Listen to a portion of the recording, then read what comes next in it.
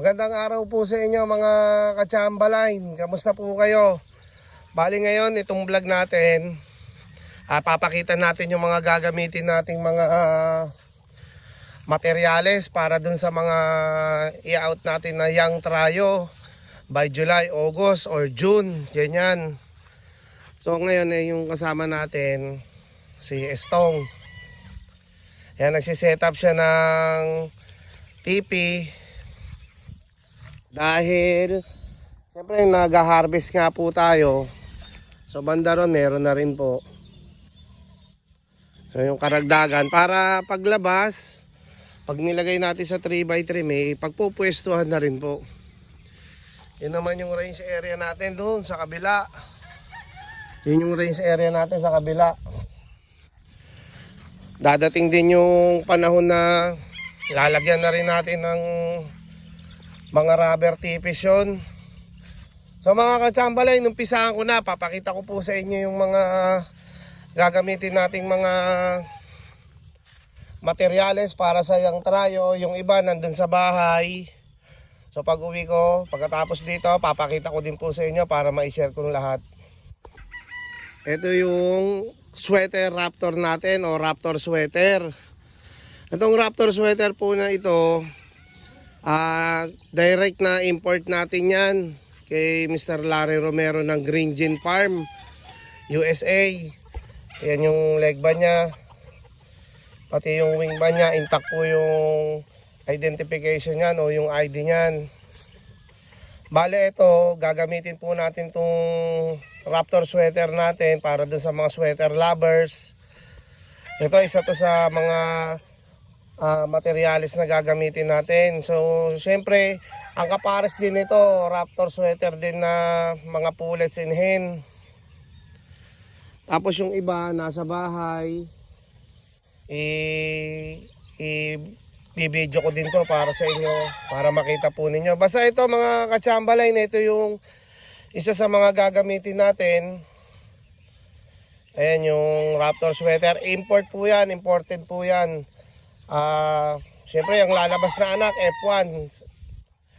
Kaya yung mga mahihilig sa mga sweater, swerte nyo. Buenas, kasi ito yung mismong ama. Tamang tama at patapos na yung molting niya o yung logo niya. Makikita nyo halos kumpletong kumpleto na. Buntot na lang hinihintay natin dyan. Pero habang pina-priming o kinukondisyon natin yan, matatapos yan. So ito yung isa, Raptor sweater. Ito naman yung isa natin na roundhead. Ito yung Gary Gilliam roundhead.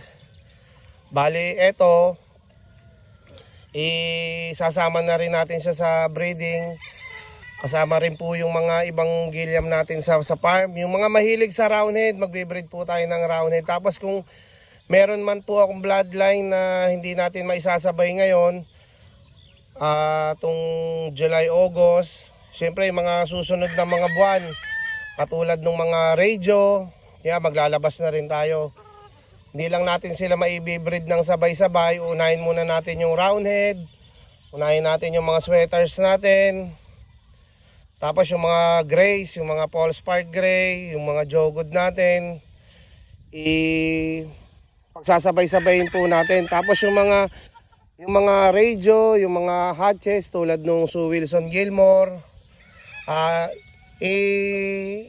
po natin yon, i-schedule po natin after nitong mga priorities natin. Tulad nga po ng mga sweater roundhead at saka yung mga grays, o sila naman yung mga mahilig sa radio, yung mga mahilig sa puti, sa mga white kelso. Yan po yung mga susunod natin. So yung iba, mga ka-Chamberlain, nandun sa bahay natin, nasa bahay ko, pupuntahan natin sila, papakita ko po sa inyo. Ito po yung binanggit ko na next in line, yung mga ganyan na Gilmore natin, mga Gilmore hatch. Ayan yung natin, next natin. Kasi itong iba, tulad nitong John Bishop Kelso, medyo lugon pa yung buntot niya, so hindi pa po pwede. Pero lalagyan natin ng schedule para lahat magamit natin Tapos ma-accommodate natin yung mga kailangan ng kelso, kailangan ng radio. So, by schedule lang. Tapos meron din tayong mga golden boy sa bahay. Papakita ko din po sa inyo. Ito isang golden boy na brood stag. Papakita ko po yung mga iba natin na ganito na gagamitin natin. So yan yung mga magiging parents nung mga ilalabas natin mga 2 months old. At least makatulong sa inyo tong video na to para makapag-decide kung anong bloodline po ba yung kailangan po ninyo.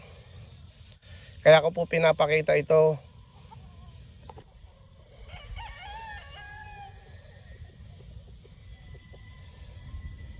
So ayan yung golden boy natin. Mamaya marami po ako ipapakita sa inyo na ganitong golden boy.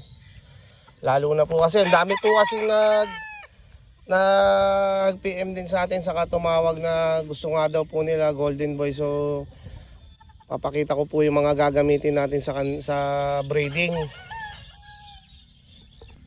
Ito naman radio, pero next in line na natin to mga kachamba line. Para hindi naman tayo masyadong mahirapan. Tama lang yung 3 to 4 bloodlines. Tapos yung susunod naman na set i-breed din natin. Dito naman sa area na to mga kachambalay, mapapansin nyo puro mga babae. Nandito sila sa labas din,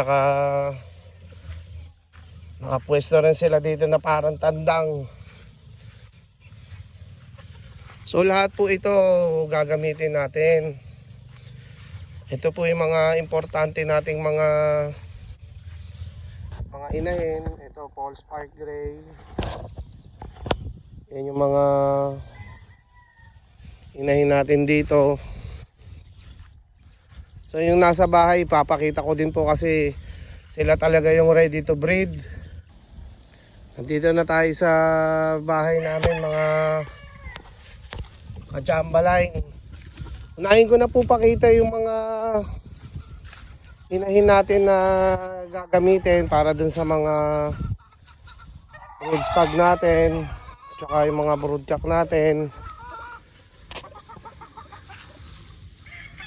So ito pong mga papakita ko, mga sweater na pullets and hen. Andyan po yung golden boy natin, yung 5K, yung possum natin. So ito yung isa. Kita nyo po yung kabuuan ng pagkamanok nito. Ito pa po. So mapapansin nyo, husto naman sa sukat lahat. Maganda yung featherings nila. Sign na ready to breed sila. Ayan mga kachambalay, kunan ko din yung nasa gawing likod nila. So ito mga kachambalay pa yung iba sa mga gagamitin natin. Mapapansin nyo, ganda na po nung mga talaga balahibo nila. At saka yung mga sukat nila, yung height, tamang-tama lang po.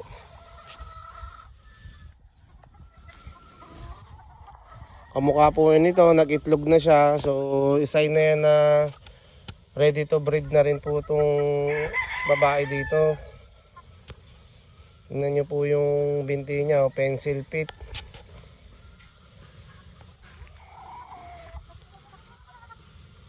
So, ito kasama rin to. Tapos, ito yung isa sa mga kasama na brood stag. Itong 5K natin, 5K sweater. Kasama po siya. Kita nyo, kompleto po yung balahibo.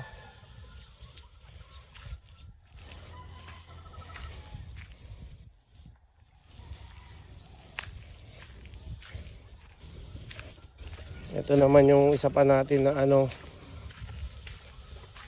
round head, yung Gary Gilliam round head natin. So condition na rin, ready to breed din to.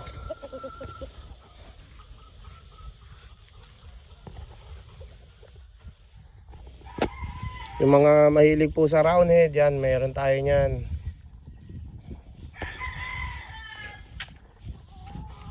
Tapos yan, ito po yung radio namin dito na import din, Bruce Brown radio. Pero check ko po muna kung may makakapares din po siya na radio. Tapos ito may mga hinahin din tayo dito.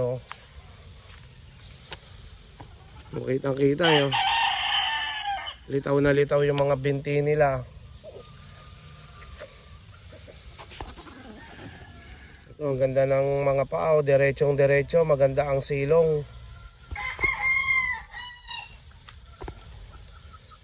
So, more or less mga kachambalay, yan yung mga itsura ng mga inahin na gagamitin natin. Yung mga pinakita ko, sweater and round head po.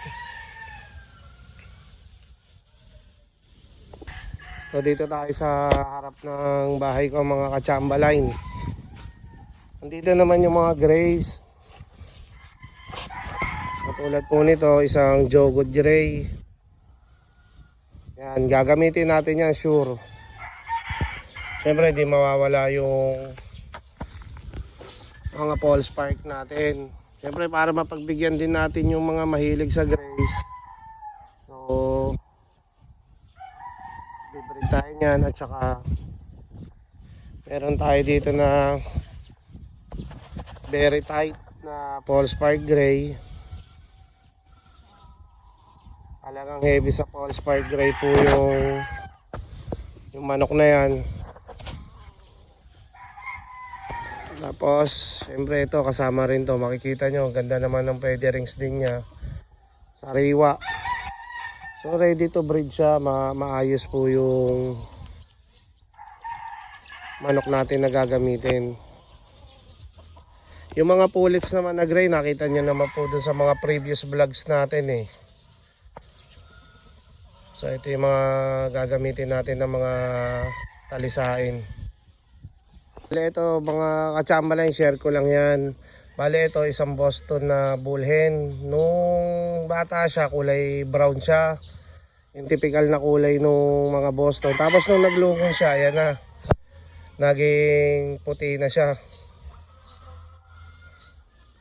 So ayan, na-share ko lang po yan sa inyo. Ito mga kachambalay, yung isa sa mga golden boy natin na gagamitin. Yan, ilalabas po nung anak ko, yan, Simon. Ayan pa po yung isa. Bali po, ito po mismo yung mga gagamitin natin na materyales para sa off-season. Ito po, bali pang ilan ng golden boy po ito na ipakita ko sa inyo. Ayan po, figurahan nyo na po kung makukursunadahan po ninyo. Pwede po ninyong makuha yung mga anak po nito. Ayan. Magkapatid yan eh. Ito pa po isa. Panay pogi. Puro quality. Kaya sigurado mga katsabalain, yung mga makukuha po din ninyo na mga anak nito, halos ganito na rin po magiging itsura ng mga tandang at saka ng mga, siyempre ng mga babae, magaganda naman po.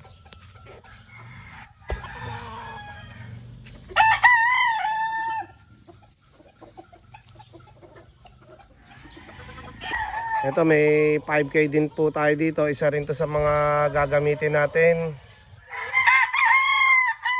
Yung 5K na broodstag na yan.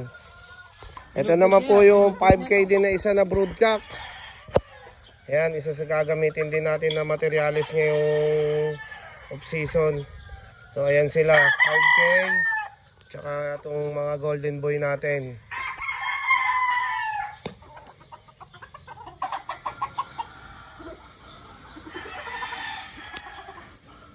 Ayan po mga kachambalin, yung mga na-share ko, yung mga napanood po ninyo, sila po yung mga gagamitin natin. So para sa karagdagang info, ilalagay ko na lang po yung cellphone number ko rito, yung contact number ko po, saka yung Facebook account ko para dun sa buong detalye. Bali, pwede nyo po akong tawagan para po malaman nyo po yung mechanics natin. So, hanggang dito na lang mga ka-Chamberlain. Ingat po tayo palagi.